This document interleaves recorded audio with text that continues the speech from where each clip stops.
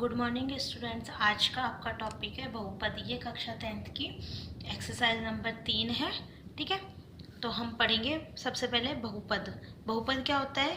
ऐसा पद या ऐसा समीकरण जिसमें बहुत सारे पद दे रखे हों, जैसे 5x² प्लस 8x प्लस 3।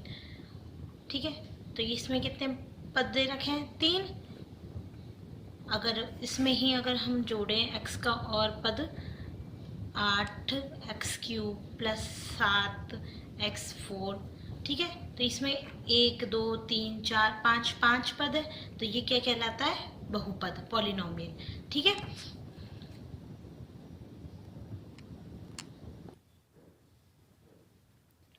चर x के लिए मान लिया कि अगर किसी बहुपद की घात 1 हो, जैसे अर्थात fx बराबर ax प्लस b कोई बहुपद है, इसमें x की घात कितनी दे रखी है? यहाँ पे देखो, यहाँ तो x की घात 0 या x की घात 1। ठीक है, x की घात 1 है, मतलब ये इस बहुपद की घात कितनी हो जाएगी? 1। और बहुपद की घात 1 होती है जिसकी वो उस बहुपद को कहा जाता है रेखिक बहुपद। ठीक है, तो ये एक रेखिक बहुपद है या रेखिक समीकरण भी बोल सकते हैं। फिर यदि बहुपद की घात 2, अर्थात कोई समीकरण है या कोई भी बहुपद ऐसा दे रखा है जिसमें जैसे fx बराबर ax² plus bx plus c। अब इसमें x की सबसे उच्च घात क्या है? 2। तो यह बहुपद क्या कहलाता है? द्विघातीय, क्योंकि 2 घात है तो द्विघातीय बहुपद। ऐसे ही यदि बहुपद की घात 3 हो, तो इसमें देखो, इस वाले बहुपद में x की घात उच्चतम घात कितनी है? 3। ठीक है, तो यह बहुपद है वो क्या कहलाएगा? त्रिघातीय बहुपद कहलाता है। ठीक है, अब मैंने ऐसे क्यों माना है ए बी सी? ये जो ए बी सी डी होते हैं, ये सब क्या कहलाती हैं?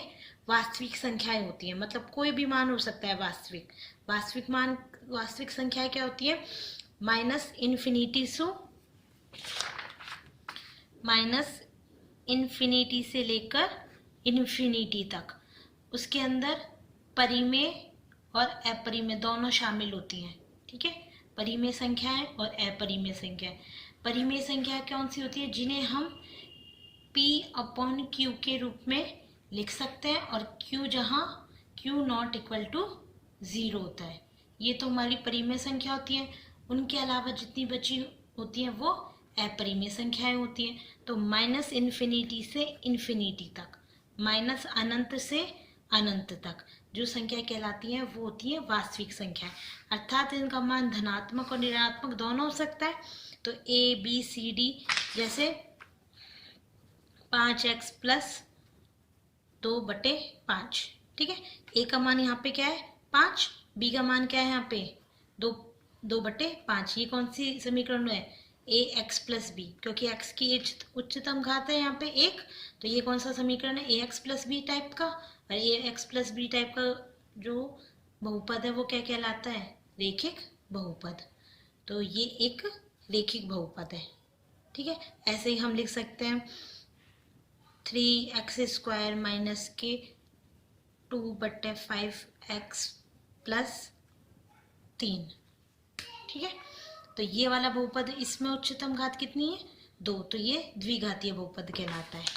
और जहां पर a नॉट इक्वल टू 0, क्योंकि x की जो उच्चतम घात वाला जो टर्म है या जो भी गुणा में क्या है सबके a, अगर a का मान ही 0 हो जाएगा तो ये पूरा पद 0 हो जाएगा, और पूरा पद 0 हो जाएगा तो बहुपद की घात चेंज हो जाएगी। अगर जैसे a का मान यहाँ 0 हुआ तो 0 को x3 से गुणा किया तो क्या पद हो जाएगा? 0। और 0 तो यहाँ पर फिर इस समीकरण में सिर्फ 3 पद बचेंगे 4 की जगह, और 3 पद बचेंगे तो इसकी जो उच्चतम घात क्या हो जाएगी? तब 2।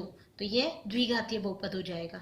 इसलिए ये सारे समीकरण, पहला समीकरण रेखिक, दूसरा द्विघातीय और तीसरा त्रिघातीय बहुपद कहलाता है, जहां पर ए बी सी डी वास्तविक संख्या है और ए नॉट इक्वल टू 0 है। अब व्यापक रूप में यहाँ तक तो हमने एक बनाया बहुपद बनाए जिनके नाम है, अगर हम व्यापक रूप में ले, जनरली ले, तो हमने लिया कि चर x के लिए अगर किसी बहुपद की घात कितनी हो, n, ठीक है, तो उसको रूप में किस रूप में व्यक्त कर सकते हैं, fx बराबर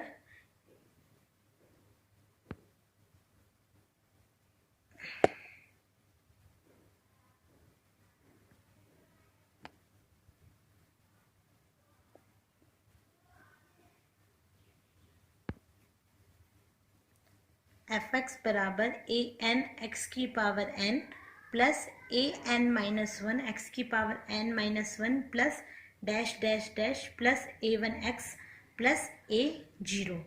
ठीक है, अब हमने यहाँ पे कितने पद ले लिए, देखो 1 2 3, क्योंकि सबसे ज़्यादा इस बहुपद की घात कितनी है, सबसे बड़ी n, ठीक है, तो ये n घातीय बहुपद हो गया। ठीक है, फिर x के लिए ये अगर यहाँ पे एफ वाई होता तो y के लिए n घातीय बहुपद क्या कहलाता, ए एन वाई की power n plus A N minus one y की power n minus one plus dash dash dash plus ए वन वाई प्लस ए जीरो। ठीक है, अब a N minus one a one, ये सारी यहाँ पे क्या होंगी, वास्तविक संख्या होंगी। कुछ भी हो सकता है वास्तविक संख्याओं में, माइनस या प्लस में या जीरो, जीरो नहीं हो सकता ए एन का मान, इन सब का हो सकता है, लेकिन ए एन जीरो कभी नहीं होगा यदि वो एन घातीय बहुपद कहला हो तो। ठीक है, अब यहाँ पे एन क्या हो सकती है, वास्तविक संख्या है, प्राकृत संख्या यानी वास्तविक, क्योंकि घात में तो हमेशा पॉजिटिव होंगे। पॉजिटिव नंबर प्राकृत संख्या कहाँ से स्टार्ट होती है, 1 से लेकर अनंत तक। प्राकृत संख्या कहाँ से स्टार्ट होती है, 1 से लेकर अनंत तक। ठीक है, तो इनका मान 1 से लेकर अनंत तक कुछ भी हो सकता है, और ये सब बहुपद के पद हैं, तो इनको क्या बोलते हैं, एन घातीय बहुपद के पद कहलाते हैं। ये एक पद हुआ, ये दूसरा पद हुआ, फिर ये बीच में बहुत सारे पद हैं, फिर एक ये पद है, एक अंतिम पद यहाँ क्या है, ए जीरो। ये इसके साथ x की कोई भी संख्या गुणा नहीं है, तो ये क्या कहलाता है, अचर पद कहलाता है, और इसका मान फिक्स रहता है, इसलिए ये अचर पद कहलाता है। ठीक है, और ये सब जो ए एन है, ए एन माइनस वन है, ए वन है, ये ए जीरो, ये सब इन पदों के क्या कहलाते हैं, गुणांक कहलाते हैं। एक्स एन का गुणांक क्या है, a N, x n minus one का गुणांक पूछे कोई बहुपद कि इस बहुपद में एक्स एन माइनस वन का गुणांक क्या है, तो ये एक्स एन माइनस वन का गुणांक मतलब एक्स एन माइनस वन से कौन सा पद गुणा है, इनसे कौन सी टर्म गुणा है, ए एन माइनस वन गुणा है, तो यह इसका क्या कहलाएगा, गुणांक, मतलब गुणा होने वाला अंक।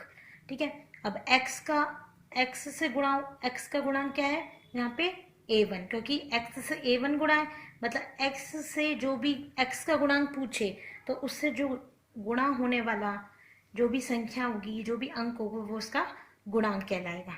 ठीक है, तो n घातीय बहुपद क्या होता है, एफ एक्स बराबर ए एन एक्स की power n plus A N minus one x की power n minus one plus dash dash dash plus ए वन एक्स प्लस ए जीरो, जहाँ पर n प्राकृत संख्याएं हैं, ए एन माइनस वन ये सब वास्तविक संख्याएं होंगी, ये सब इनके अलग अलग पद कहलाते हैं, बहुपद की पद कहलाते हैं, और A N minus one a one A zero in पदों के गुणांक कहलाते हैं। अब आगे का इसी में आगे टॉपिक है बहुपद के शून्यक। शून्यक मतलब बहुपद के जीरो, ऐसा मतलब ऐसे अंक जिनका मान बहुपद में रखने पर, या x के ऐसे मान जिनका मान बहुपद में रखने पर वो बहुपद जीरो हो जाता है। अर्थात जैसे देखें, ये वाला बहुपद है, हमने मान लिया f1x बराबर 4x plus 2, f2x 2x square plus 3x minus 2/5, f3x बराबर 2x माइनस एक्स क्यूब, 3 बहुपद ले लिए। ठीक है, अब ये देखो x में इसकी पावर 1 है, तो ये एक रेखिक बहुपद है। x की पावर उच्चतम घात कितनी यहाँ पे 2, तो ये एक द्विघाती है, और इसमें x की कितनी पावर है सबसे उच्चतम 3। ठीक है, तो ये एक त्रिघातीय बहुपद है। हमने ऐसे 3 बहुपद ले लिए। ठीक है, अब हम अगर x का मान ले ले कि हम माना x बराबर, हम यहाँ पे रखते हैं क्या, इन तीनों समीकरण में ले लिया कि हमने x बराबर कितना रख दिया 2 रख दिया, ठीक है। अब अगर x बराबर 2 रखते हैं तो f1x क्या आ जाएगा, f(x) का मान क्या है यहाँ पे 2, तो x की जगह 2 रख दिया।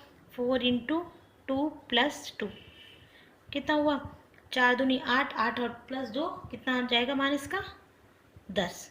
तो f12 का मान कितना आ गया 10। ऐसे ही अगर x की जगह यहाँ पे भी हमने 2 रखा तो 2 इंटू 2 का वर्ग प्लस 3 गुणा 2 माइनस 2/5 कितना हुआ, 2 का वर्ग मतलब 4, 4 दूनी 8, 8 प्लस 3 दूनी 6 माइनस 2/5 तो कितना आ जाएगा 8 और 6 कितना हो गया 14, 14 माइनस 2/5 तो कितना आ जाएगा 14 माइनस 2/5, 5 इसका एलसीएम ले लिया तब 14 पंजू 70 माइनस 2 कितना आ गया 68/5, ठीक है। f3x 2 x की जगह यहाँ भी 2 रखा, 2 माइनस 2 की पावर क्यूब, ठीक है। हमने जनरली ले लिया कि x का मान 2 है, ठीक है। तो 2 माइनस कितना 2 की पावर 3 कितनी होती है 8, तो कितना आ जाएगा -6। अब देखो x के एक मान के लिए ही f1x का, f2x का और f3x का अलग अलग मान है, ठीक है। तो x के भिन्न भिन्न मानों पर अगर यदि हम x का मान 3 लें तो फिर f1x का मान, f2x का मान, f3x का मान फिर अलग निकलेगा, ठीक है। तो x के भिन्न भिन्न मानों पर बहुपद के हमें भिन्न भिन्न मान प्राप्त होते हैं। ऐसा कोई है कि एक ही बहुपदों के एक ही मान प्राप्त होगा x के एक मान पे, सभी बहुपद के अलग अलग मान प्राप्त हो सकते हैं। तो हम इसलिए हम कह सकते हैं यदि f(x) चर x में एक बहुपद है, मतलब f(x) f1x ले लिए क्योंकि पहला बहुपद था यहाँ, तो यदि जने लेके कोई f(x) कोई बहुपद है वो भी चर x में और a कोई वास्तविक संख्या है, ठीक है।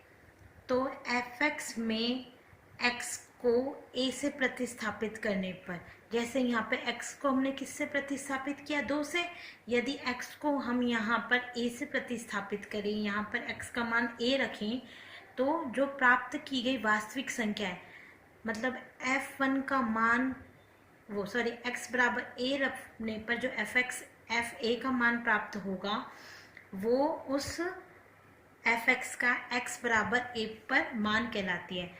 तो अर्थात जैसे इसका मतलब है कि कोई हमारा मान लिया बहुपद n घात का बहुपद मान लिया कि हमने देखा था कि f(x1) a1 x की power n plus a2 x n वापस था ना ये, तो an-1 x की power n-1 plus dash dash dash plus a1 x plus a0, ये कोई n घात का बहुपद है, ठीक है। और ये x में चर x के लिए, तो चर x के लिए अगर ये कोई बहुपद है n घात का या कोई भी घात का, तो और a इसकी कोई वास्तविक संख्या है, मान ली कोई x बराबर a कोई मान है या a कोई वास्तविक संख्या, x का मान प्लस माइनस कुछ भी हो सकता है, ठीक है।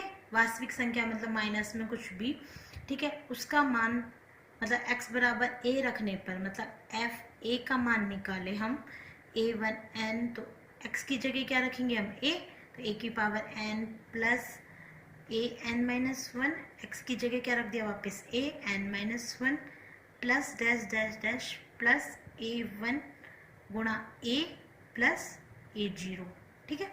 ये आ गया x बराबर 1 का मान, मतलब x की जगह a को प्रतिस्थापित कर दिया, तो जो fa प्राप्त हुआ ये कोई वास्तविक संख्या ही आएगी गुणा करने पर, ठीक है। गुणा करने पर जो भी वास्तविक संख्या आएगी, ये जो fa का मान होगा, ये fa जो मान होगा वो एक वास्तविक संख्या आएगी और वो क्या कहलाएगी f(x) का x बराबर a पर मान, अर्थात ये जो fa है वो क्या कहलाता है fa f(x) का x बराबर a पर मान कहलाता है, क्योंकि हमने x की जगह a रखा है मान, तो ये x बराबर a पर मान कहलाता है, ठीक है। समझ में आया कि यहाँ पर x बराबर a रखा, ए कोई भी संख्या हो सकती है, जैसे वहाँ पे हमने 2 लिया था, यहाँ पे हमने ए जनरली ले लिया, बी मतलब कुछ भी मान रख लिया, एक की जगह हम कुछ भी रखें, तो ये मान रखने पर जो भी प्राप्त होगा वो एफ एक्स का एक्स बराबर ए पर मान कहलाएगा। तो इसी से जो F12 मतलब ये जो 10 है वो F1x का x बराबर 2 पर मान कहलाता है। ठीक है, यहाँ पर क्या आया था 68/5, तो 68/5 F2 का x बराबर 2 पर मान कहलाता है। बहुपद f(x) का x बराबर a पर मान कहलाता है। यहाँ पर -6, तो -6 F3 का x बराबर 2 पर मान कहलाएगा। ठीक है, अब जैसे हमने एक और बहुपद ले लिया और इसे एफ ए से, क्योंकि x बराबर a पर, तो x की जगह a से प्रदर्शित कर दिया, तो एफ ए से व्यक्त करते हैं। अब हमने अगर कोई द्विघात बहुपद ले लिया, 2 घात का बहुपद है, क्योंकि देखो x की 2 घात है अधिकतम, तो 2x² - x 8x + 6, ऐसे हमने एक बहुपद ले लिया द्विघातीय बहुपद। ठीक है, तो अब अगर हम इस पे x बराबर a पर मान निकालते हैं, तो F1 x की जगह प्रतिस्थापित कर दिया, 2x² मतलब 1 का स्क्वायर -8 गुणा 1 + 6, कितना है 1 का वर्ग 1, 1 गुणा 2 कितना है 2, -8 गुणा 1 8 + 6, तो 6 + 2 8, 8 में से 8 गए तो क्या मान है 0। F1 का मान आ गया 0। अब F3 पर चेक करके देखते हैं। F3 2 गुणा 3 का स्क्वायर -8 गुणा 3 + 6, तो 3 का स्क्वायर 9, 9 दूनी 18, 18 -8 3 24 + 6, तो 18 और 6 कितना होता है 24, 24 -24, यहाँ भी किसका मान क्या है 0। मतलब f(x) का x बराबर 1 पर मान कितना आ रहा है 0, और f(x) का x बराबर 3 पर भी मान कितना आ रहा है 0। ठीक है, तो f(x) के x बराबर 3 व x बराबर 1 पर मान 0 मिलता है। अतः जो 1 और 3 x के जो मान होंगे 1 और 3 वो f(x) के क्या कहलाएंगे शून्यक, अर्थात x के वे मान जो जिनके लिए f(x) का मान 0 आए, x के वे मान जिनके लिए f(x) का मान क्या आ जाए 0, वो x के मान f(x) के क्या कहलाते हैं शून्यक कहलाते हैं, क्योंकि उन्होंने उनको f(x) को 0 बना दिया, इसलिए वो उनके शून्यक कहलाते हैं। ठीक है, तो परिभाषा देखते हैं कि यदि एक वास्तविक संख्या a मान लिया कि x का कोई मान है a, यदि कोई एक वास्तविक संख्या a बहुपद f(x) का एक शून्यक होगा, मतलब x का कोई मान a f(x) का शून्यक होगा यदि और केवल यदि f(a) बराबर 0, मतलब x बराबर a पर उसका मान क्या आ जाए 0। समझ में आया? जैसे हम कोई ले लें कि f(x) कोई है 8 4 5 4x प्लस, ठीक है 4x -20, ठीक है सॉरी 4x -20, ठीक है। ये कोई मान लिया बहुपद कि f(x) बराबर 4x -20 है। ठीक है, एक बहुपद हो गया क्योंकि x की घात 1 है, यहाँ पे एक बहुपद है। अब अगर x का मान क्या रखें कि इसका मान 0 आ जाए, तो मान ले कि x का मान 0 रखने के लिए क्या करें, हमने मान लिया कि कोई x का मान क्या है यहाँ पे 5, ठीक है, तो f5 4 गुणा 5 -20, 4 5 20 -20 बराबर 0। तो जो x बराबर 5 है वो f(x) का क्या कहलाएगा शून्यक, मतलब 5 f(x) का क्या कहलाएगा यहाँ पे शून्यक, क्योंकि x बराबर 5 रखने पर f(x) का मान क्या आ गया यहाँ पे 0। ठीक है, तो कोई वास्तविक संख्या बहुपद f(x) का एक शून्यक होगा यदि और केवल यदि, यदि और एक केवल यदि कब लगाते हैं, जब इससे ये सत्य और ये वाली चीज से ये सत्य हो। तो सत्य है कि f(a) बराबर अगर 0 होगा तो a उस f(x) का क्या कहलाएगा शून्यक, और यदि a बहुपद f(x) का एक शून्यक होगा तो f(a) बराबर 0 होगा। दोनों चीज एक दूसरे से सत्य है। ठीक है, तो हमने ले लिया कि मान लिया हमने कोई रेखिक बहुपद मान लिया कि माना कोई रेखिक बहुपद एफ एक्स बराबर ए एक्स प्लस बी रेखिक बहुपद है, तो एक्स की घात 1 और ए बी क्या है यहाँ पे वास्तविक संख्या है और ए नॉट इक्वल टू 0 है कि रेखिक बहुपद है, उसका शून्यक मान लिया अल्फा। मान लिया शून्यक है तो अर्थात x बराबर अल्फा रखने पर इस जो बहुपद है इसका मान क्या हो जाएगा 0, अर्थात x बराबर अल्फा पर एफ एक्स का मान 0। तो एफ एक्स का मान 0 है तो मतलब x की जगह हमने रख दिया क्या अल्फा, तो एफ अल्फा बराबर a x की जगह रखा अल्फा प्लस b। ठीक है, अब हमने शून्यक माना है तो एफ अल्फा का मान क्या आ जाएगा 0 इस परिभाषा से, एफ अल्फा बराबर 0। ठीक है, तो मतलब ए अल्फा प्लस बीटा बराबर ए अल्फा प्लस बी बराबर क्या गया 0, ए अल्फा प्लस बी बराबर 0 तो पक्षांतरण माइनस बी इधर ले गए तो ए अल्फा से क्या जाएगा ए अल्फा बराबर माइनस बी, तो अल्फा बराबर क्या जाएगा अल्फा बराबर माइनस बी, अल्फा बराबर माइनस बी बटे ए, अल्फा बराबर माइनस बी बटे ए आ गया। ठीक है, अब बी क्या है यहाँ पे क्या लिखेंगे, बी क्या है यहाँ पर अचर गुणांक, अचर ही तो है बी का मान। यहाँ पे मैंने बताया था जो लास्ट में होता है जिसके साथ कोई भी एक्स गुणा नहीं है वो क्या कहलाता है अचर पद, तो यह अचर गुणांक है, तो अचर गुणांक क्या है यहाँ पे बी, तो इसलिए ये अचर गुणांक हो गया बटे एक्स का गुणांक क्या है एक्स से क्या गुणा हो रहा है ए, तो ये एक्स का गुणांक हो गया, तो माइनस बी अचर गुणांक बटे क्या जाएगा एक्स का गुणांक। तो इससे पता चलता है कि रेखिक बहुपद है और ये उसका शून्यक है, तो शून्यक उनके गुणांकों से संबंधित हो रहा है, तो हम कह सकते हैं कि किसी भी बहुपद के जो शून्यक हैं वो उस बहुपद के गुणांकों से संबंधित होते हैं। ठीक है, क्या अतः स्पष्ट है कि बहुपद के शून्यक उसके गुणांकों से संबंधित है, क्योंकि हमने मान लिया था शून्यक अल्फा और अल्फा गुणांकों के रूप में आ गया था, अचर पद बटे क्या आ रहा था एक्स का गुणांक रेखिक बहुपद के लिए, तो बहुपद के शून्यक उसके गुणांकों से संबंधित होते हैं। ठीक है, तो अब हम देखेंगे कि उदाहरण ले लिया मैंने कि ये कोई बहुपद है 4x² प्लस 8x के शून्यक ज्ञात करना है हमें, तो कैसे ज्ञात करते हैं शून्यक, अगर हमसे पूछे कि कोई बहुपद देख के उसके शून्यक ज्ञात करना है तो क्या करोगे, सबसे पहले 4x पर तो ये देखो कि ये कितने घात का बहुपद है, यहाँ पर x की अधिकतम क्या घात क्या है 2। ठीक है, तो ये एक द्विघातीय बहुपद है, द्विघातीय बहुपद है और इसमें देखो कि इसमें सिर्फ 8x है, उसके बाद कोई अचर पद भी नहीं है। ठीक है, इतना भी देख सकते हो कि यहाँ पर x की सिर्फ x की 1 घात का गुणांक है, x की 2 घात का गुणांक है, अचर पद नहीं है यहाँ पे। ठीक है, जरूरी नहीं कि अचर पद हो सकता है ये टर्म भी नहीं हो, सिर्फ f4x² ही दे रखा हो बहुपद में, तो कुछ भी हो सकता है, लेकिन x² या उसकी जो उच्चतम घात का बहुपद अगर 0 हुआ, ये पद 0 हुआ तो ये सिर्फ 1 घात का बहुपद कहलाएगा। ठीक है, रेखिक बहुपद हो जाएगा। तो शून्यक निकालने के लिए सबसे पहले क्या करेंगे कि माना एफ एक्स बराबर 4x² प्लस 8x आ गया, फिर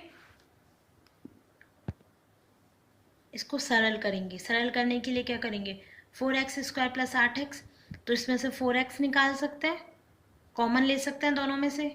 ठीक है, 4x दोनों में से कॉमन लिया तो यहाँ पे क्या बचा x, 4x ले लिया x तो ये 4x² हो गया, प्लस 4x इसमें से लिया तो यहाँ पर क्या बच गया 2। ठीक है, गुणा करके देख लो वापस, 4x को x से गुणा किया तो 4x² और 4x को 2 से गुणा किया तो प्लस के 8x, तो 4x, तो इसको गुणनखंड कर दिया या कॉमन लेके उसके 2 अलग अलग भागों में बांट लिया।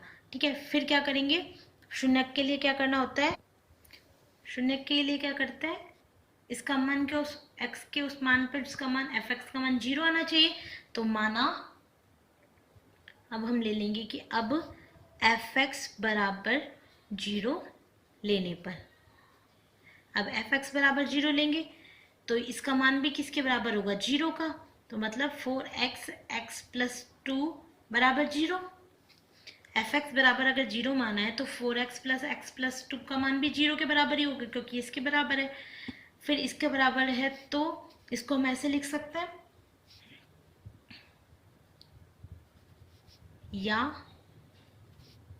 मतलब किसी भी दो संख्याओं का गुणा जीरो आ रहा है, अर्थात उनमें से या तो ये संख्या जीरो होगी या ये संख्या जीरो होगी। ठीक है, तो हमने मान लिया कि या 4x बराबर जीरो हो सकता है या x प्लस टू बराबर जीरो, मतलब दोनों में से कोई सी भी संख्या जीरो हो सकती है। ठीक है, 4x बराबर जीरो या x प्लस टू बराबर जीरो। अगर 4x बराबर जीरो है तो x बराबर जीरो होगा, क्योंकि 4 में ले जाएंगे तो x का मान जीरो होगा। या फिर क्या हो सकता है, x बराबर, इसको इधर की तरफ लेके तो x का मान या तो x बराबर जीरो पर या x बराबर -2 पर एफ एक्स का मान जीरो होगा। ठीक है, तो x के दो मान आ गए। अब ये दो जिन मानों पर x के जिन मानों पर एफ एक्स का मान क्या आ जाए जीरो, वो उसके क्या कहलाते हैं, शून्यक। अतः बहुपद एफ एक्स बराबर 4x² प्लस 8x के शून्य क्या क्या हो जाएंगे, क्योंकि इन x के दो मानों के लिए एफ एक्स का मान क्या आ रहा है, जीरो, तो शून्य क्या हो जाएंगे, जीरो और -2 है। ठीक है, क्योंकि इन दोनों मानों के लिए एफ एक्स का मान जीरो होता है। क्या करना है आपको, पहले एफ एक्स के बराबर लिखना है उस बहुपद को, फिर यह दे रखा होगा एफ एक्स बराबर 4x² प्लस 8x, फिर उसके गुणनखंड करना है, मतलब उसको दो भागों में तोड़ना है। अब मैंने यहाँ पे 4x कॉमन ले लिया, हो सकता है 3 पद में हो तो उसको उसके गुणनखंड करना है। गुणनखंड करने के बाद एफ एक्स बराबर जीरो लेना है, फिर एफ एक्स बराबर जीरो तो अर्थात ये वाला टर्म भी जीरो होगा, ये जीरो है तो या तो ये जीरो हो सकता है या ये वाला पद जीरो होगा, क्योंकि दो संख्याओं का गुणा क्या होता है, जीरो। उनमें से एक कोई ना कोई संख्या जीरो होगी तभी तो इसका मान जीरो आएगा, मतलब जीरो को हम किसी भी संख्या से गुणा करें, ठीक है, तभी जीरो आ सकता है। या तो ये वाली जीरो, अगर इसका मान अगर एक है तो ये मान जीरो होगा। तो हमने ले लिया कि 4x बराबर जीरो या x प्लस टू बराबर जीरो, या x बराबर जीरो या x बराबर -2। अतः बहुपद एफ एक्स के शून्य क्या कहलाएंगे, जीरो और -2 इसके शून्य होंगे। ठीक है।